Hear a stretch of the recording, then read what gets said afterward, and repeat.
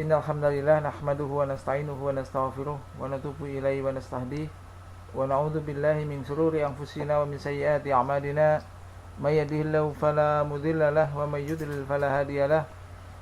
Asyhadu an la ilaha illallah wahdahu la syarika lahu wa asyhadu anna Muhammadan abduhu wa rasuluh.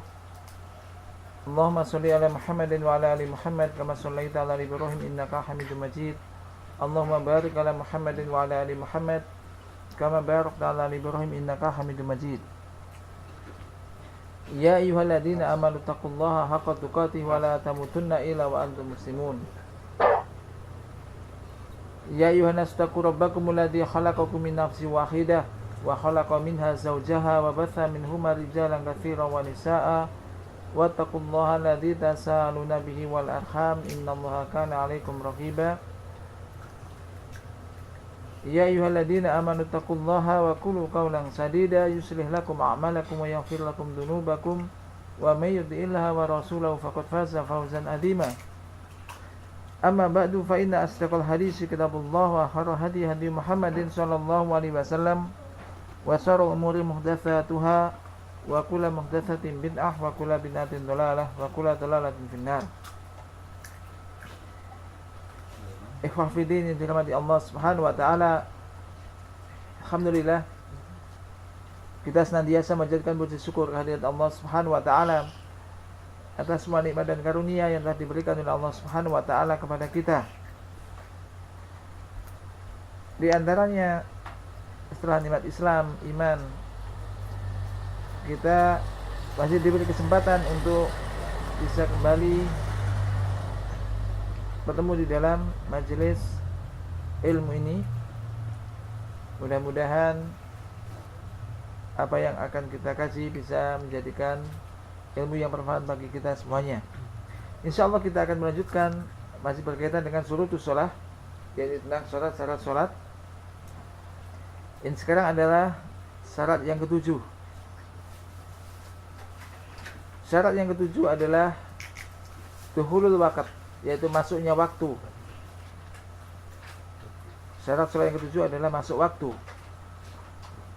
Berdasarkan firman Allah Subhanahu wa taala, "Inna sholata kanat 'alal mu'minina kitaban mawquta." Sesungguhnya salat itu telah ditetapkan bagi orang-orang yang beriman. Kewajiban bagi orang-orang yang beriman yang telah ditetapkan waktunya. Jadi telah ditentukan, diwajibkan fil awqat, yaitu di dalam waktunya. Waktu-waktu sholat telah ditentukan. Demikian juga firman Allah Subhanahu wa taala, "Aqimis sholata liduluki samsi ila ghasaqil lail wa qur'anal fajr. Inna qur'anal fajri kana mashhuda."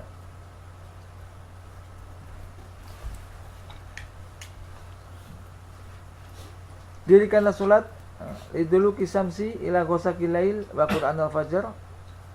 Inna qur'anal fajr kana mashhuda. Ayat ini masuk di dalam ayat ini, yakni waktu-waktu salat yang 5, yaitu 5 waktu salat. Maka firman Allah taala liduluki sams, yaitu dirikanlah salat liduluki samsi, maknanya adalah yakni ketika matahari telah tergelincir dari tengah langit ila jihadil ghurab, jadi tergelincir ke arah barat. Dan ini adalah mulai masuk waktu salat zuhur. Dan masuk di dalam ayat ini pula yakni asar, yakni salat asar. Kemudian firman Allah taala ila ghasaqil lail, sampai ghasaqil lail, ini adalah mulai yakni gelapnya malam. Dan ada yang mengatakan adalah terbenamnya matahari. Maka diambil dari situ, yaitu masuknya waktu sholat maghrib dan juga sholat isya. Sedangkan wa Qur'an al-fajr, ini maksudnya adalah sholat fajar, sholat subuh. Maka di dalam ayat ini terdapat isyarah secara global tentang waktu-waktu sholat yang 5. Adapun waktu-waktu sholat yang 5, yakni sholat 5 waktu secara rinci adalah sebagai berikut. Yang pertama adalah waktu zuhur. Waktu zuhur yakni dari sejak tergelincirnya matahari sampai bayang-bayang setiap benda ini seperti bendanya. Ini setelah faidil atau setelah faiz zawal. Faiz zawal ini maksudnya itu ketika matahari berada di atas tetapi nggak tepat di atas kita, misalkan di sebelah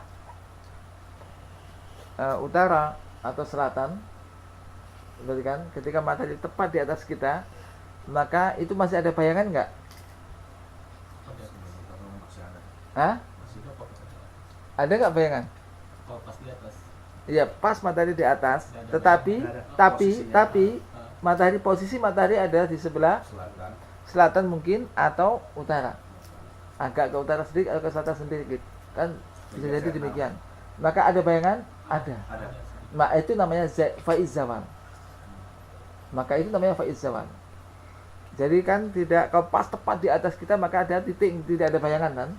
Tapi ini ketika ini tidak tepat di atas kita, walaupun seharusnya tepat, tapi karena posisinya di sebelah utara atau selatan, maka ini ada sisa bayangan.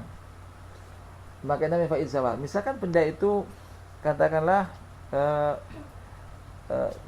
meter misalkan, atau kemudian ketika pas tepat di atas ini ada sedikit, ya kan, harusnya kan titik ini tidak ada, tapi ketika matahari posisinya ini sebelah utara karena begitu sedikit, maka ini ada sisa. Nah ini faiz zawal. Sehingga misalkan benda ini katakanlah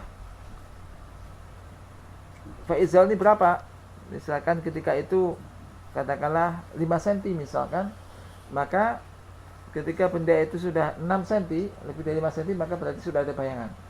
Sampai benda itu bayangannya adalah sama dengan bendanya, berarti kalau 1 meter, berarti 1 meter ditambah faiz zawal ini 5 cm tadi misalkan, atau 10 cm, maka itu namanya itu waktu sholat zuhur.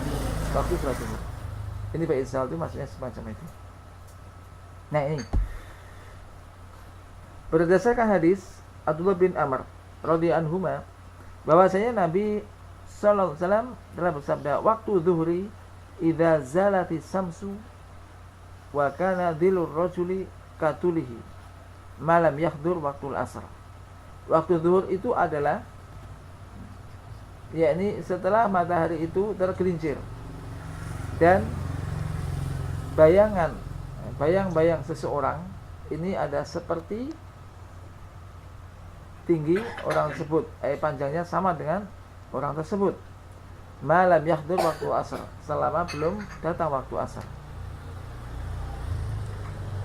Demikian juga berdasarkan hadis Jabir radhiyallahu anhu, yakni di dalam masalah imamatu Jibril, ketika Jibril mengimami Nabi sallallahu alaihi wasallam dalam sholat 5 waktu fi yaumain, yaitu dalam 2 hari.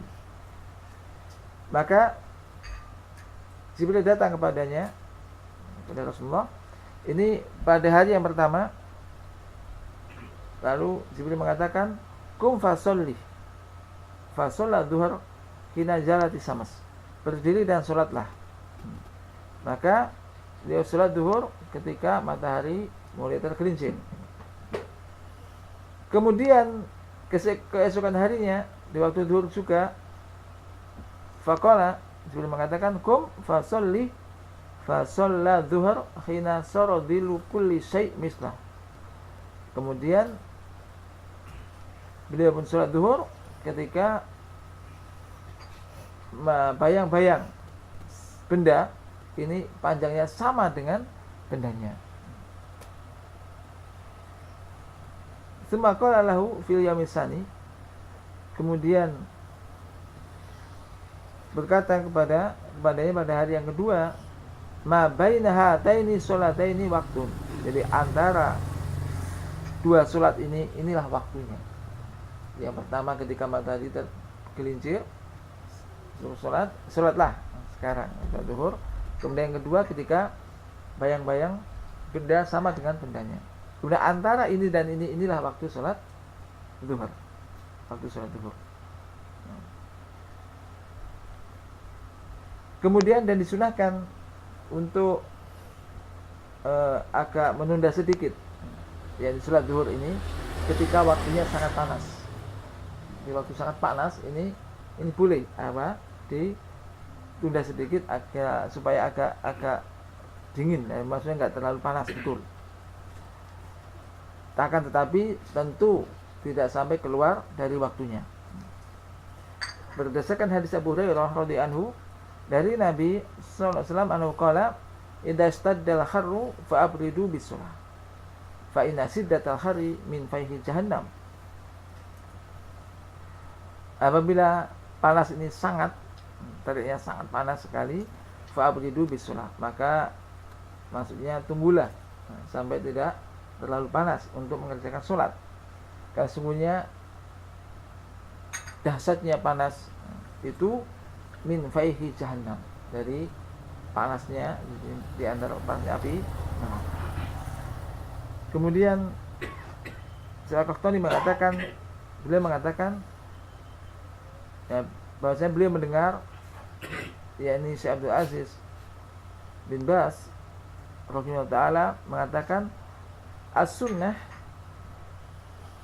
itu ada ta'khiru sholati zuhur fi waqtil har safaron wa khadaron. Maksudnya adalah yang sunnah itu mengakhirkan waktu zuhur di waktu yang sangat panas, baik dalam keadaan safar atau tidak safar. Akan tetapi kiranya orang-orang ini biasa, manusia ini biasa bersegera untuk menunaikan sholat karena lil masyaqqah alaihim, ya karena ini berat bagi mereka, maka ya bersegera untuk melakukan sholat di awal waktunya. Kenapa? Karena kalau diakhirkan ini menjadi berat bagi mereka karena biasaannya sudah itu masuk waktu azan sholat. Ini jadi itu tidak mengapa. Adapun ketika hari tidak sangat panas, maka yang afdal adalah mengerjakan sholat itu di awal waktunya. Dan berdasarkan hadis Abdullah bin Mas'ud radhiyallahu anhu telah berkata, aku pernah bertanya kepada Rasulullah sallallahu alaihi wasallam, ayyul a'mali afdal, amalan apa yang paling utama? Qala as-sholatu fi awali waktiha, jadi sholat di awal waktunya.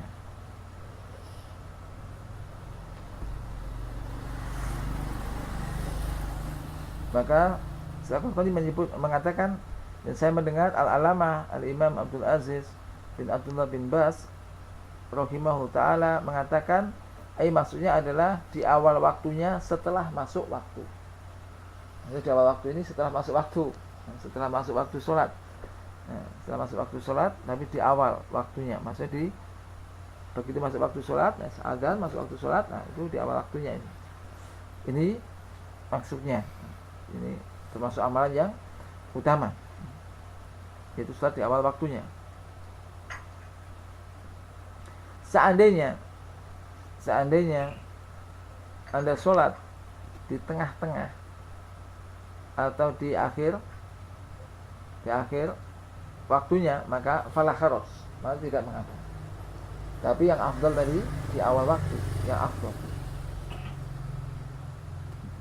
Nah, di dalam ibadah, maka ya kalau bisa kita melakukan ibadah itu melakukan yang afdol. Jangan, kan boleh. Nah, jangan pokoknya boleh. Walaupun fala kharos, tidak mengapa, tidak dosa, tapi kalau bisa yang afdol. Yang paling afdol itu mana? Itu kerjakan ketika itu masalah ibadah.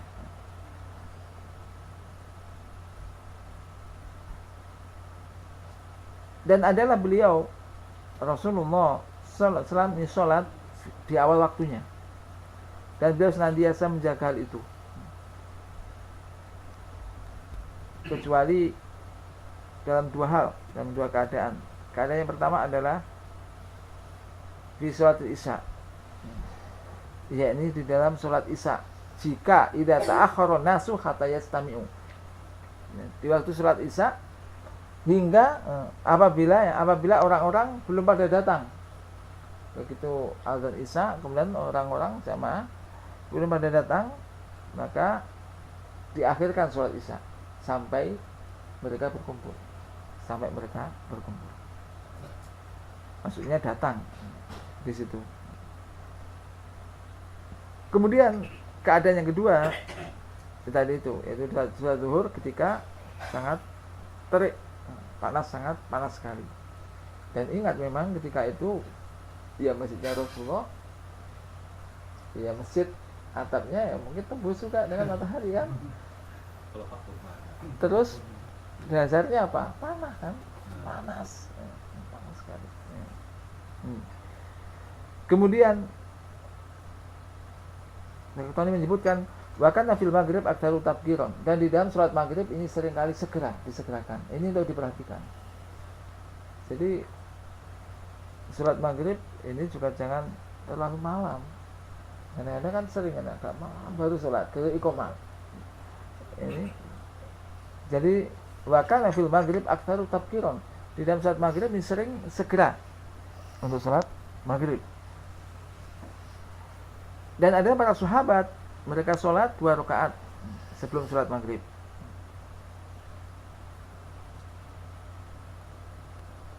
Ada jadi habis masuk waktu maghrib, kemudian mereka sholat 2 rakaat, kemudian baru masuk sholat maghrib, itu iqamah untuk sholat maghrib.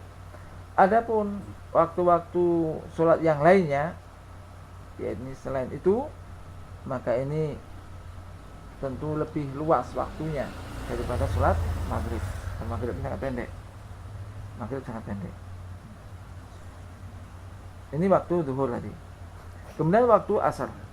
Waktu asar adalah sejak keluarnya waktu zuhur, yaitu apabila bayang-bayang benda atau setiap benda seperti bendanya. Ini masuk waktu sholat asar hingga matahari ini menguning, tasfarra syams, atau hingga bayang-bayang benda ini 2 kalinya, lebih baik 2 kalinya. Ini kan bendanya 1 meter, maka ketika bayang-bayang benda ini menjadi 2 meter. Jadi mulai sejak 1 meter hingga sampai 2 meter, 2 kalinya. Atau menjelang matahari ini menguning.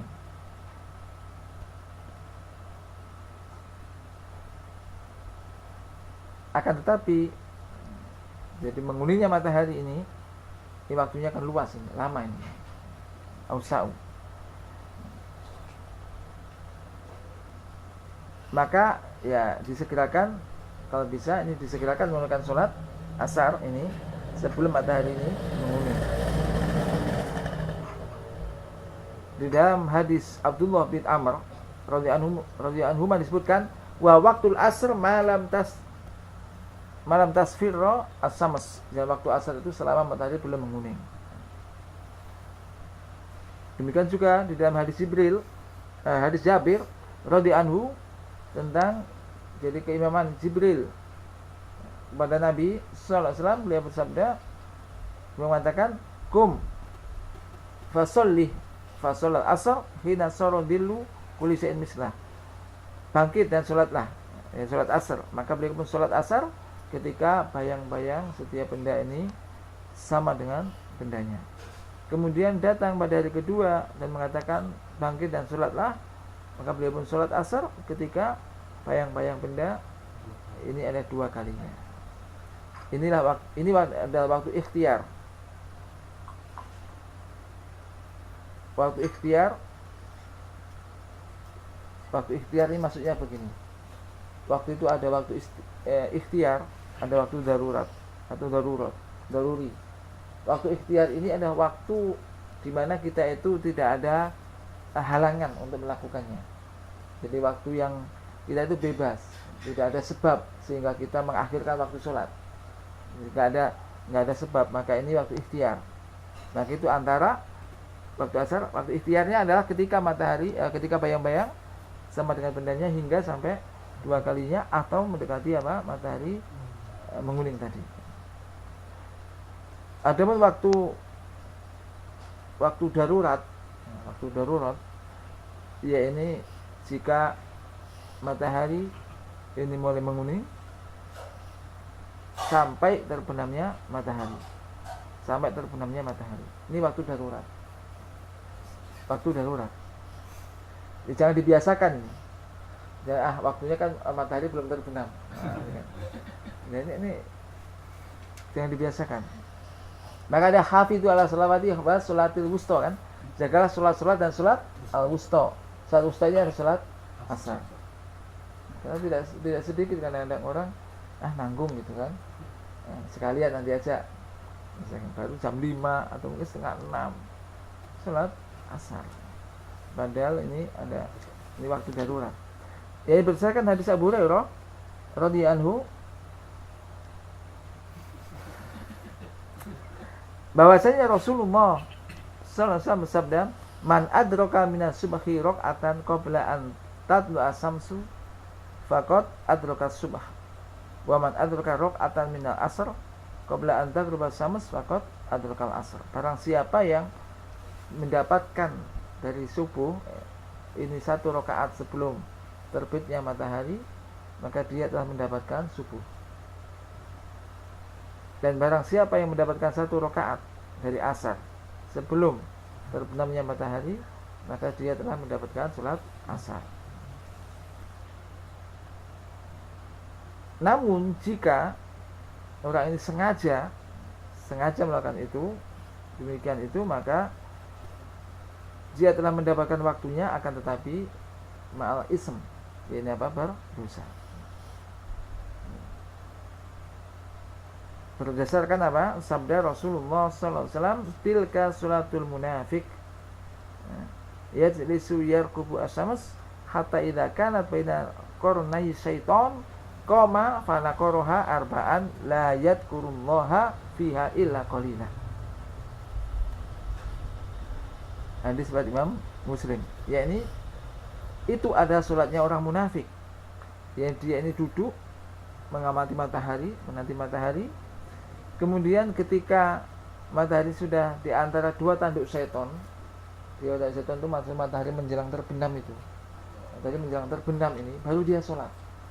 Dengan sholat 4 rakaat yang sangat cepat. Nakoroha ini sholatnya sangat cepat, kayak ayam mematuk makanan di tanah, tek ini sujudnya. Ini. Dan tidaklah orang-orang munafik ini mengingat Allah kecuali sedikit saja.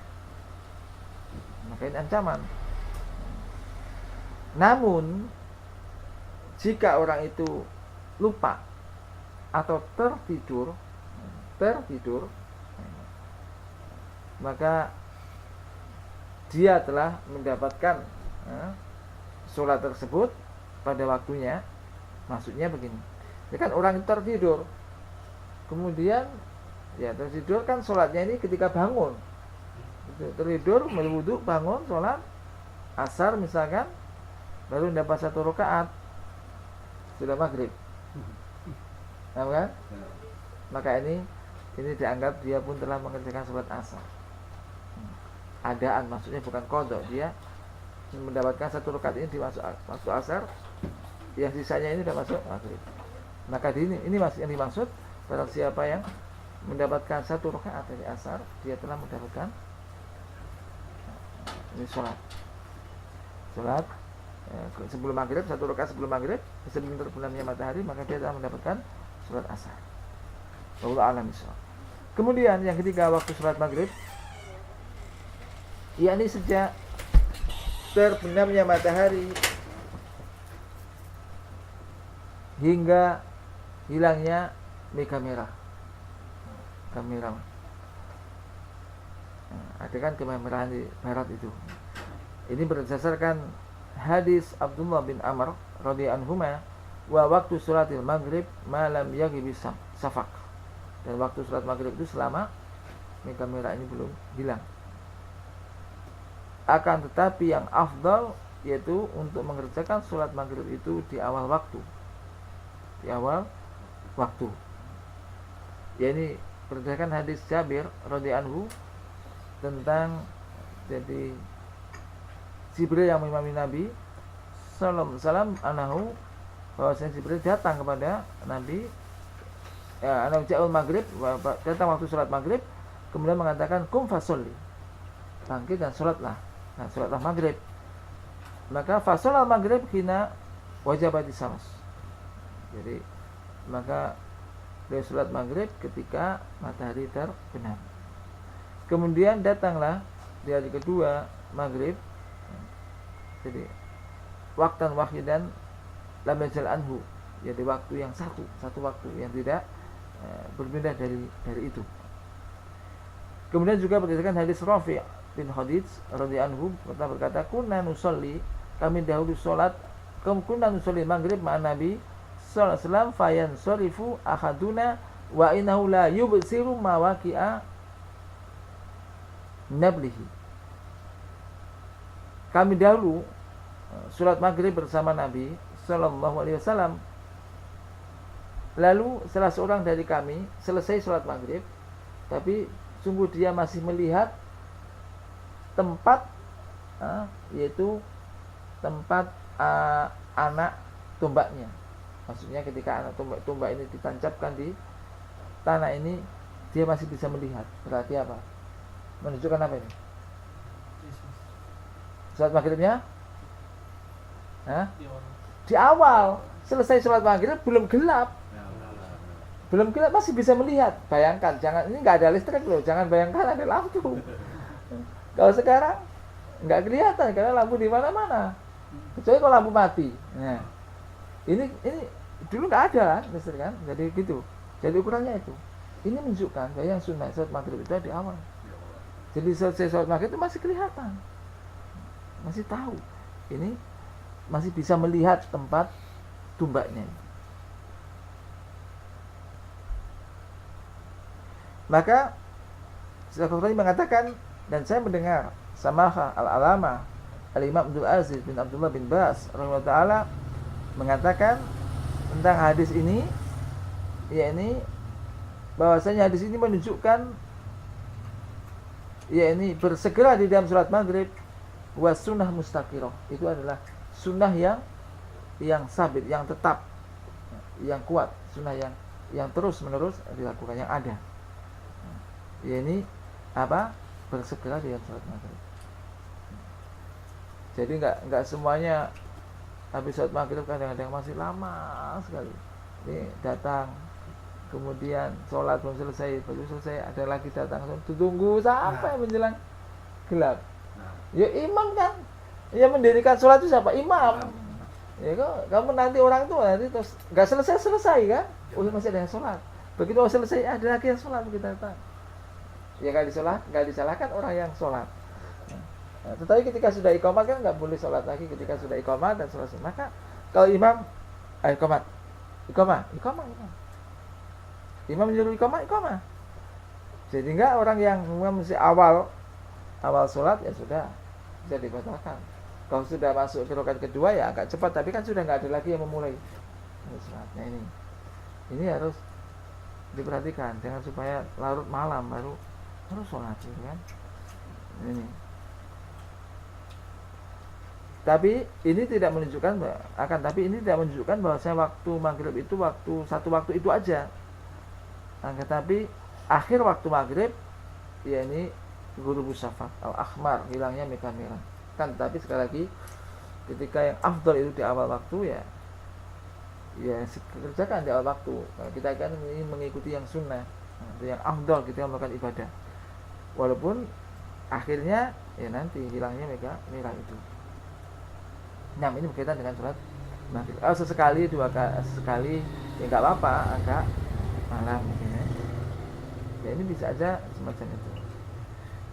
Jadi ini tergantung apa? Imam tentunya yang berhak untuk mengatakan iqamah atau bukan itu sebetulnya siapa? Ya imam. Jangan kadang-kadang sekarang ini kan muadzin atau juga kan ya semaunya sendiri lah, kayaknya udah pantas ini iqamah gitu kan. Kadang-kadang imamnya bilang siapa ini imamnya, kadang-kadang belum ada imamnya nggak jelas, campur-campur. Campur-campur sih kan repot juga kan? Imamnya kok nggak ada kayaknya. Ya ini. Nah ini fungsinya, ada imam, ada muadzin. Jadi supaya ini ya fungsi imam. Jadi nggak apa. Imam itu mengetahui, melihat keadaan. Terkadang suatu ketika sesekali agak diakhirkan, sesekali di awal. Ini imam. Jadi bukan imam yang mengikuti orang atau mungkin muazin, atau kadang-kadang juga nggak adzan juga iqamah. Jadi kadang-kadang pokoknya ya itu tadi noleh ke kanan ke kiri kayaknya sudah pantas ini iqamah gitu kan. Imamnya belum ada ya, akhirnya dorong-dorongan. Imamnya siapa sih? Ya. Ini kalau bisa ada imam memang. Ini fungsinya imam. Imam ini panutan gitu kan. Imam ini panutan. Maka besar anugerahnya. Maka imam juga harusnya paham betul juga, paham imam ini. Enggak hanya sekedar hafalannya banyak, tapi paham juga masalah sholat, masalah sunnah-sunnahnya gimana ini. Paham imam. Hendaknya demikian. Kemudian disebutkan juga dan sunnah, yakni kiranya sholat setelah azan. Kita maghrib ini sholat 2 rakaat setelah azan. Kemudian didirikan, diiqamai sholat maghrib itu. Berdasarkan hadis Abdullah bin Mughaffal al-Muzani radhiyallahu anhu dari Nabi sallallahu alaihi wasallam bersabda, "Shallu qabla sholatil maghrib." Ini sampai 3 kali. Sholatlah kalian sebelum sholat maghrib. Qala fi salisah, kemudian yang ketiga kalinya mengatakan liman sya'a, bagi siapa yang mau. Bagi siapa yang mau. Ini.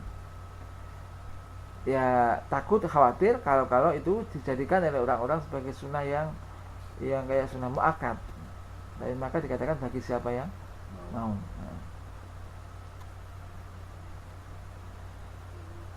Kemudian di dalam sebuah riwayat juga disebutkan bahwasanya Nabi sallallahu alaihi wasallam salat sebelum maghrib 2 rakaat. Ini Sahih Ibnu Hibban. Dan Sahih Ibnu Hibban bukan demikian. Kemudian di dalam hadis Anas radhiyallahu anhu juga disebutkan wa kunna nusolli ala ahdi Rasulillah sallallahu alaihi wasallam raka'ataini ba'da ghurubi syams qabla sholatil maghrib. Dan kami dulu salat pada zaman Rasulullah sallallahu alaihi wasallam 2 rakaat setelah terbenamnya matahari sebelum sholat maghrib. Ini Sahih Muslim. Dan Sahih Muslim dalam kitab Sholatul Musafirin. Bab disunahkan sunahnya 2 rakaat sebelum sholat maghrib.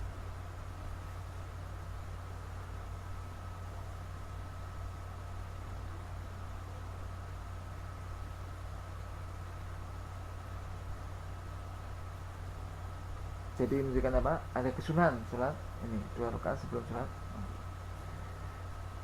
Kemudian hadis-hadis tersebut di atas menunjukkan bahwasanya yang sunnah adalah menyegerakan sholat maghrib setelah sholat 2 rakaat setelah adzan. Misalkan adzan, kemudian ada orang habis itu yang mau mengerjakan sholat 2 rakaat habis itu iqamah, kan agak cepat. Nah, demikian.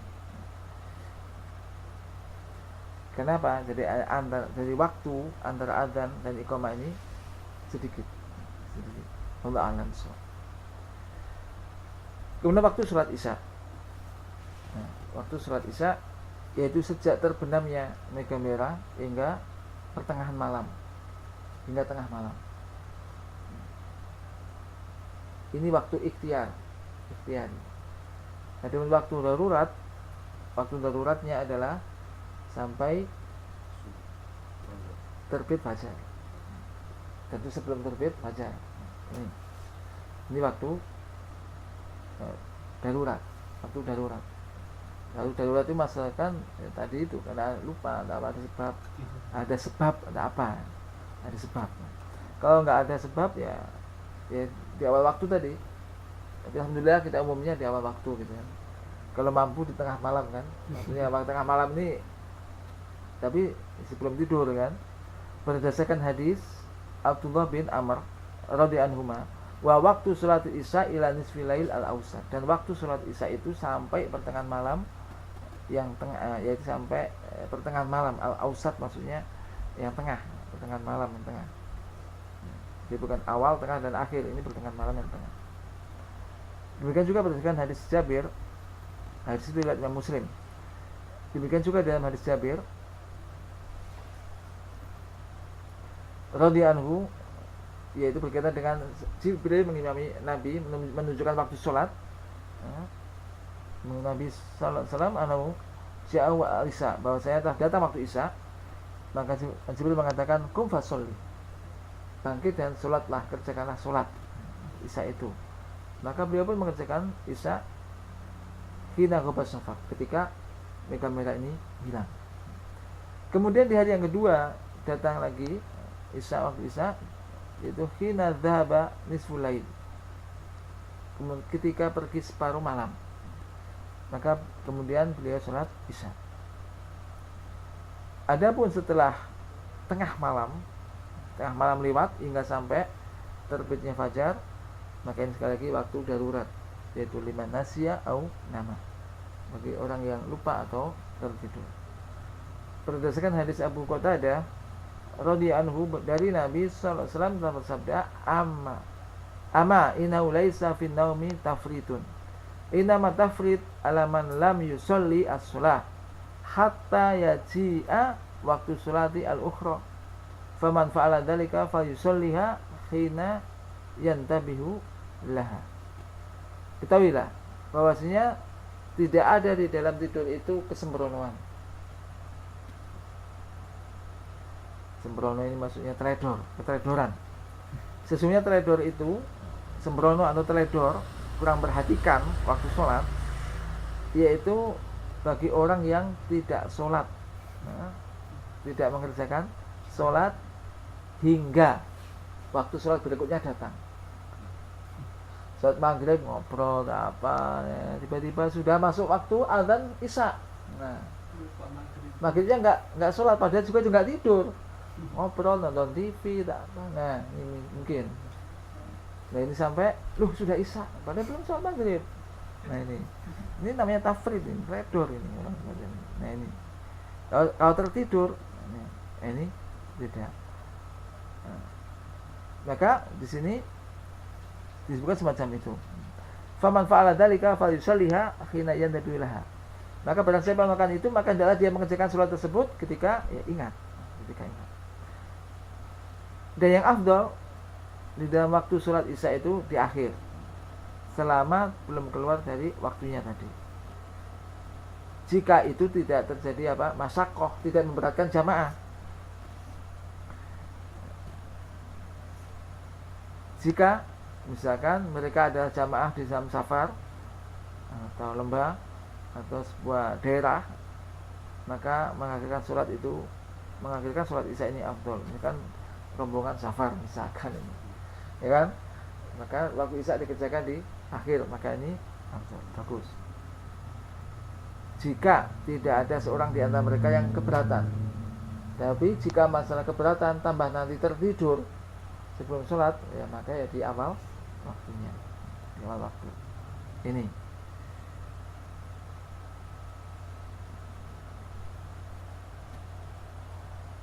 Pernah disebutkan dari Aisyah radhiyallahu anha telah berkata, "Atama Nabiyyu sallallahu alaihi wasallam data lailatin hatta dhahaba amatul lail wa hatta nama ahlul masjid. Tsumma kharaja fa shalla fa qala innahu la waqtuha laula an asyqa ala ummati." Pernah Nabi itu menunda suatu malam, pernah menunda waktu sholat isya hingga sampai separuh malam, hingga orang-orang di dalam masjid ini sudah tidur.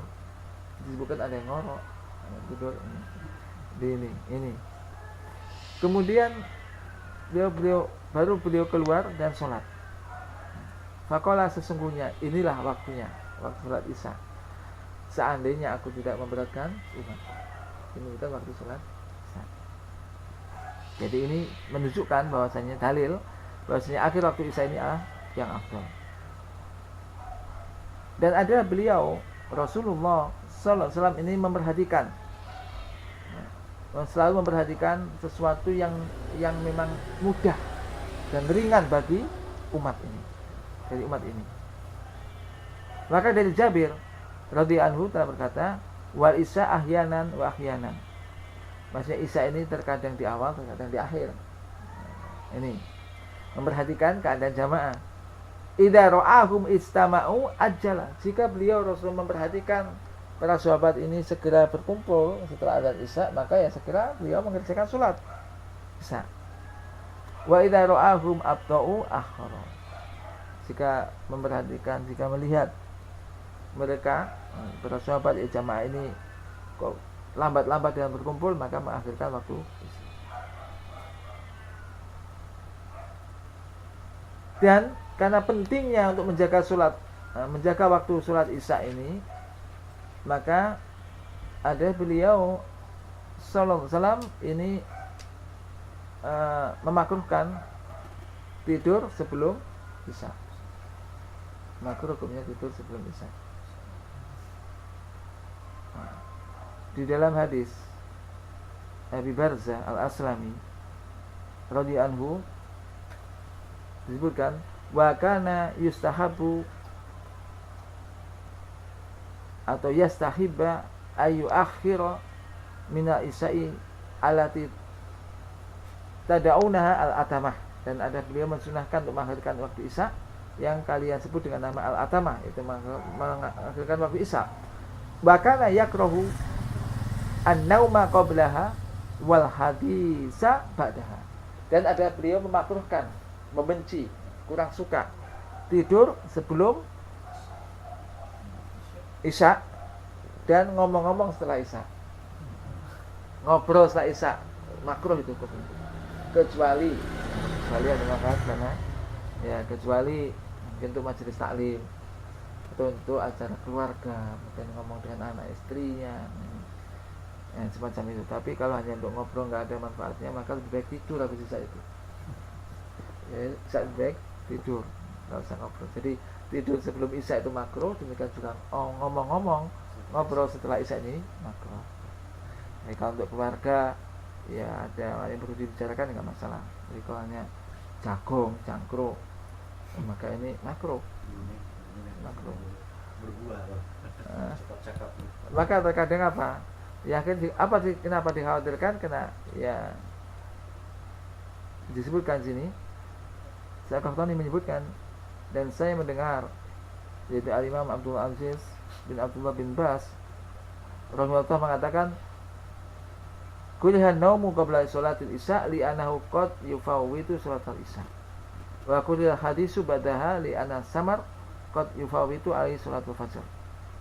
Yakni dimakruhkan, dibenci tidur sebelum sholat isya karena hal itu bisa orang itu lewat sholat isya karena ketiduran tadi, sehingga belum sholat isya sampai waktu isya sudah lewat. Demikian juga ngobrol-ngobrol setelah isya ini dikhawatirkan nanti akan menjadikan sholat subuhnya tengah, enggak bangun di waktu subuh. Wallahu a'lam. Ini jadi ini dipahami memang. Di maksudnya itu ketika bisa tidur itu enak. Kebanyakan insya Allah malamnya bangun jam 2, ya kan? Jam 3 bangun. Kalau nggak bisa tidur, kalau udah tua kan tidurnya sedikit. Ya daripada ngobrol baca Quran, ya kan? Itu ngaji. Kalau nggak ada acara yang penting, ya, semacam itu. Jadi nggak ngobrol dan nggak ada faedahnya. Nah, yang terakhir waktu sholat subuh, yakni min tulu'il fajar al-abyad as-shadiq, yaitu sejak terbitnya fajar shadiq, fajar putih yang shadiq, yang benar. Karena fajar ada dua, fajar kadhib dan fajar shadiq.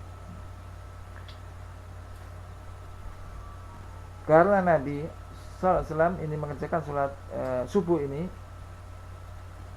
jadi ini bigolasin, jadi dikerjakan, jadi sampai betul-betul sudah sudah betul-betul masuk waktunya, sudah mengerjakannya.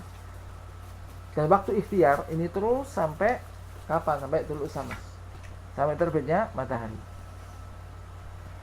Berdasarkan hadis Abdullah bin Amr radhiyallahu anhu, wa waktu sholati subahi min tulu'il fajar malam tatlu'i syams. Dan waktu sholat subuh itu adalah sejak terbitnya fajar selama matahari belum terbit.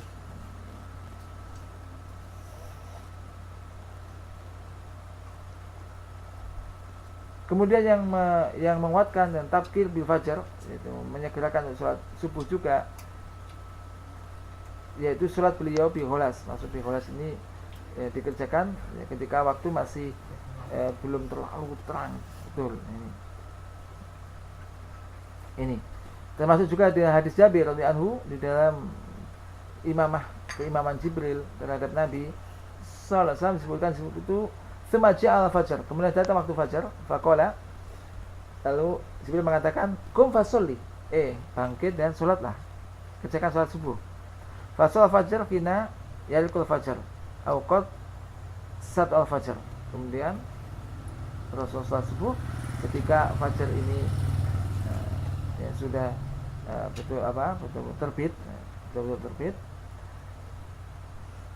Kemudian datang berikutnya ketika asfarul jidan, ketika terang sekali, ketika subuh sudah terang sekali. Kemudian Jibril mengatakan bangkit dan sholatlah, kerjakan sholat subuh. Maka beliau pun mengerjakan sholat fajar, sholat subuh. Kemudian tsumma qala ma baina hadaini waktun, maka antara ini dan ini adalah waktunya.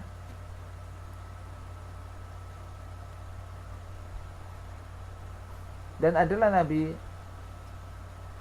sallallahu alaihi wasallam la yata'ajjalu bi sholatil fajar, tidak terlalu bersegera mengerjakan sholat subuh dalam artian masih gelap betul, tapi juga tidak mengakhirkan sehingga sampai waktunya keluar dari waktu ikhtiar.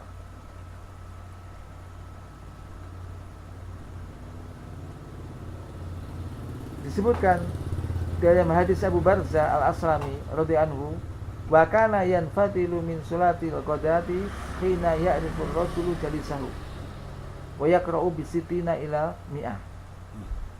Dan ada beliau selesai sholat subuh ini ketika seseorang ini sudah bisa melihat teman sampingnya.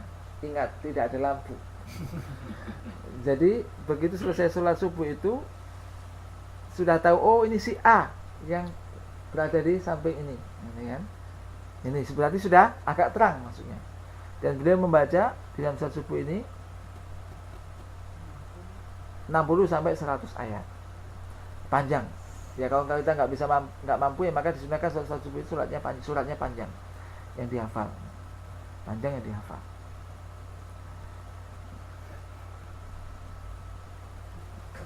Nah, maka di dalam hadis Jabir radhiyallahu anhu disebutkan wa subuhu kana Nabi sallallahu yusalliha bi gholas. Dan subuh adalah Nabi mengerjakannya bi gholas. Bi gholas ini maksudnya jadi betul itu fajar yang sudah jelas. Jadi jelas-jelas masuk fajar. Maka itu hati-hati ya. Ketika subuh ini, terkadang waktu ini kan mendahului waktunya. Waktu subuh kalau dijadwali kadang-kadang belum waktunya ini sudah azan. Maksudnya waktu kadang-kadang lebih cepat gitulah. Maka lebih aman dan lebih hati-hati itu ya menunggu. Toh ya, waktunya pun belum habis. Gitulah. Jadi mungkin menunggu. Maka saya Utsaimin pernah menyebutkan beliau ketika waktu subuh ini, maka lebih baik itu ditunggu antara mungkin diundur 10 menit, 5 menit, 10 menit atau 15 menit. Jadi supaya yakin kita sholat itu sudah masuk waktu. Sudah masuk waktu subuh. Karena syarat-syaratnya sholat kan masuk waktu kan. Nah ini untuk kehati-hatiannya. Maka habis azan mungkin 20 menit. Nah ini mungkin sudah masuk waktunya. Nah kadang-kadang ini habis subuh sudah, kemudian sholat 2 rakaat dan itu langsung iqamah beberapa tempat, bagian tempat. Ya bagaimana kalau demikian gitu kan? Ya kalau kita yang sholat di masjid itu, kita yang misalnya imami juga bisa mengatur waktunya kan memang untuk kehati-hatian semacam itu. Toh ternyata kita selesai sholat pun masih gelap, masih gelap itu, maksudnya belum terlalu terang gitu, belum terlalu terang. Ya, kecuali kalau memang banyak ya misalkan lampu ya, misalkan habis sholat selesai dimatikan di masjid itu kan ada masih gelap masjidnya ya kan. Kan selesai sholat subuh ini sudah habis ini sampai kemudian dimatikan ternyata masih gelap. Jadi ini untuk subuh, maka ini agak betul-betul masuk, betul yakin bahwa saya subuh jelas. Dan maka saya bin Bas mengatakan al-ghalas yang dimaksud ini adalah wal fajrul wadih alladhi bi ghalasa min ad-dulama akhirul lail, yaitu ghalas ini adalah fajar yang sudah jelas. Fajarnya sudah jelas. Jadi jelas-jelas fajar masuk waktu subuh itu. Ini maksudnya. Maka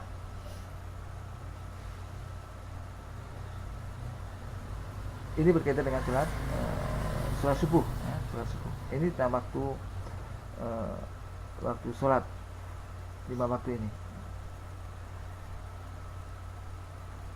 Kemudian disebutkan dan seorang bisa mendapatkan telah bermakna mengerjakan waktu subuh walaupun dia mendapatkan 1 rakaat. Setelah itu terbit matahari misalkan, maka ini boleh. Ini telah mendapatkan waktu subuh. Tapi karena ada sebab. Berdasarkan hadis Abu Hurairah radhiyallahu anhu bahwasanya Rasulullah SAW bersabda, "Man adraka minas subhi raq'atan qabla an tatlu'a syams faqad adraka subh." Barang siapa yang mendapatkan 1 rakaat dari subuh sebelum terbitnya matahari, maka dia telah mendapatkan sholat subuh. Ya maksudnya ya disempurnakan juga 1 rakaatnya, bukan hanya 1 rakaat kemudian sholat subuhnya, enggak.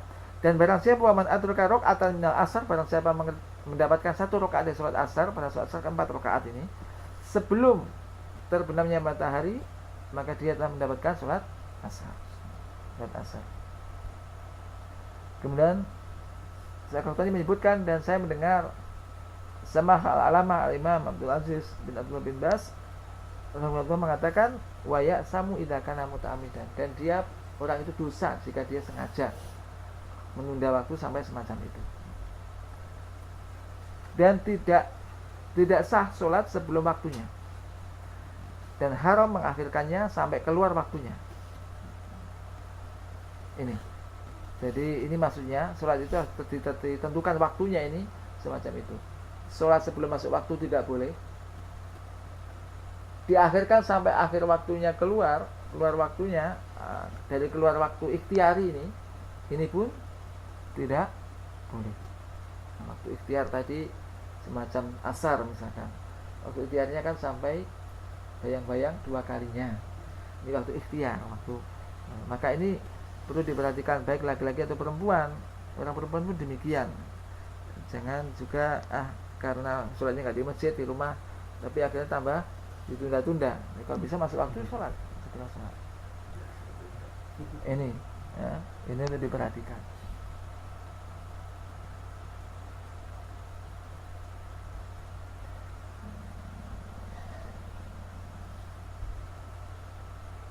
Kemudian kalau tertidur atau lupa, ya segera dikerjakan ketika itu. Kemudian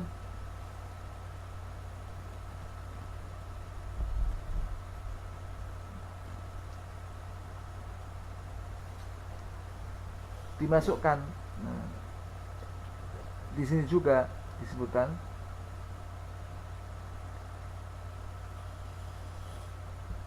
pernah di dalam kisah, yakni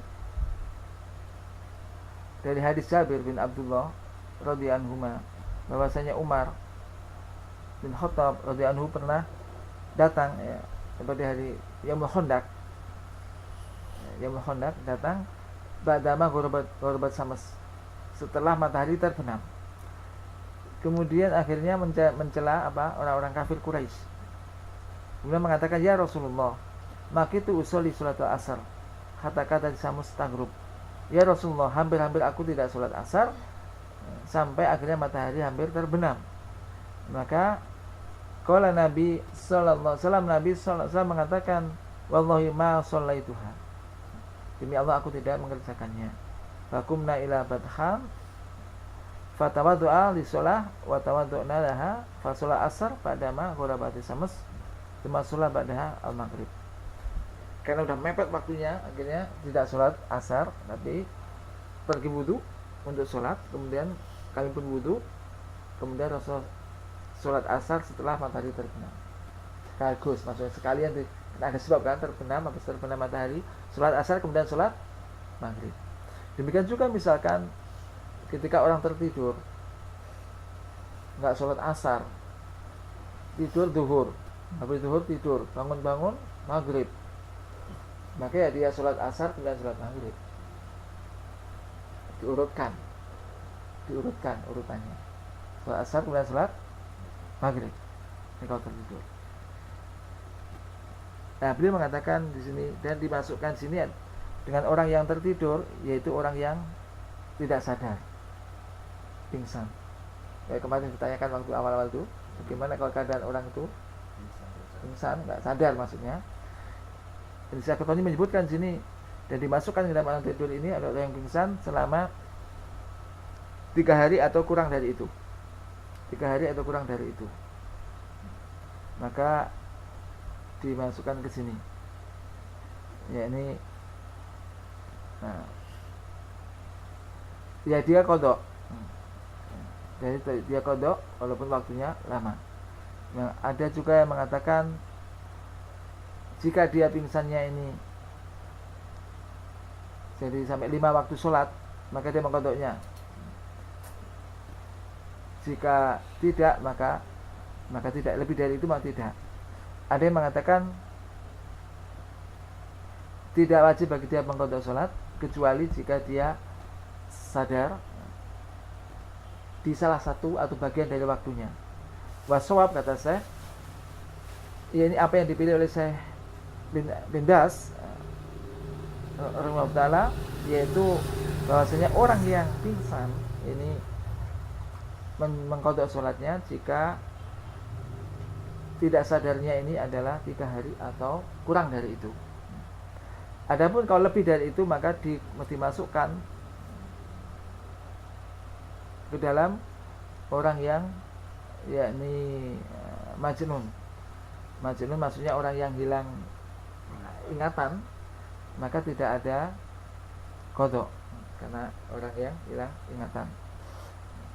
Jadi semacam alam Islam.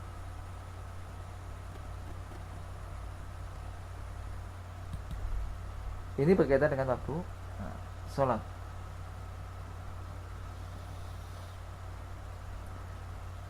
Kemudian orang yang haid, maka tidak ada qadha baginya kecuali dalam 2 hal. Yang pertama, yakni jika dia suci sebelum matahari terbenam, maka di sini saya menyebutkan maka dia sholat zuhur dan asar karena masih waktu, bisa dipadukan ini antara zuhur dan asar, bisa dijamak kan. Dan jika dia suci sebelum terbitnya fajar, maka dia sholat maghrib dan isya.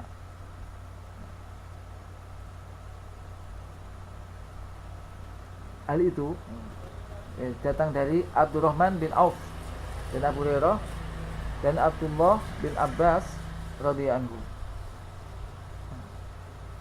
Yang Sunan Kubra Al-Baihaqi disebutkan demikian. Karena apa?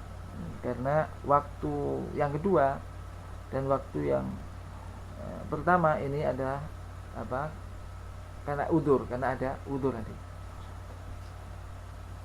Maka ketika waktu kedua ini dia mendapatinya, maka dimasukkan ke situ. Wallahu a'lam bishawab. Baik, sementara itu Ya, di sini kaitan yang kedua, jika tadi kan sucinya ya, sekarang wanita haidnya ini. Ya kemarin saya ditanyakan nih. Karena nunda-nunda sholat, kemudian belum saya mengerjakan sholat sudah datang tamunya. Apa yang dikerjakan? Keadaan yang kedua disebutkan sini, jika wanita ini telah masuk waktu sholat, ya, tadi itu intinya itu. Kemudian dia sebelum mengerjakan sholat, sudah datang haidnya. Maka dalam hal ini perbedaan pendapat di antara ahlul ilmi, apakah dia mengqadha sholatnya atau tidak. Waswab, dan yang benar kata beliau bahwasanya wanita jika telah masuk waktu sholat kemudian dia tidak segera mengerjakan sholat sampai waktunya ini tinggal sedikit, kemudian datang waktu haidnya, sebelum dia mengerjakan sholat, maka sini wajib alaiha antak dia hadis sholat pada antat hur, wajib mengqadhanya setelah dia suci, setelah dia suci, karena dia telah sembrono di dalam sholatnya. Ya, ini yang di fatwakan oleh Syekh bin Baz rahimahullah ta'ala, dan ini juga yang dipilih oleh Syekhul Islam Ibnu Taimiyah rahimahullah ta'ala.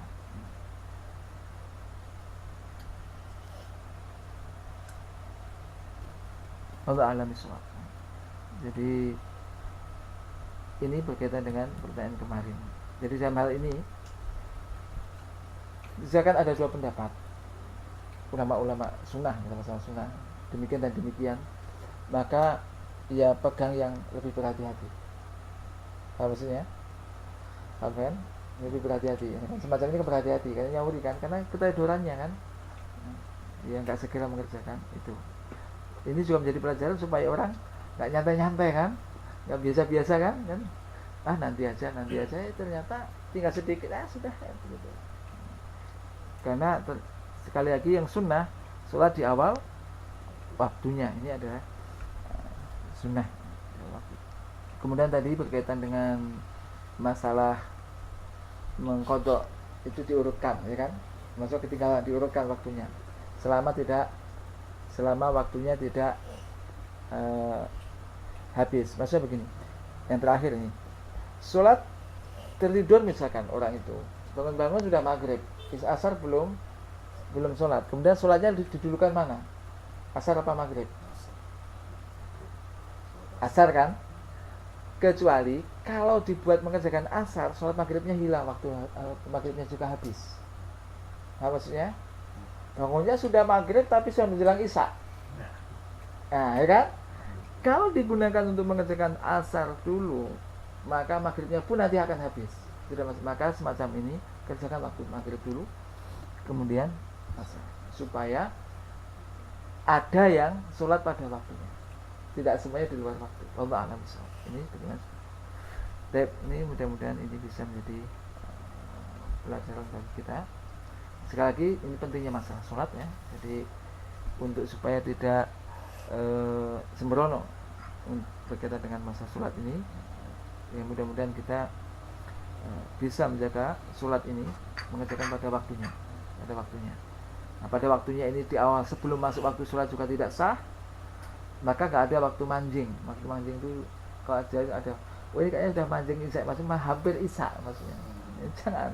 Jadi betul-betul masuk waktu, yakin masuk waktu, dan juga jangan sampai keluar waktunya. Itu aja. Wa sallallahu nabiyina Muhammadin wa ala alihi wa baraka wasallam. Tapi mungkin sementara itu kita akhiri dulu. Subhanakallahumma wa bihamdika asyhadu an la ilaha illa anta astaghfiruka wa atubu ilaik. Assalamualaikum warahmatullahi wabarakatuh.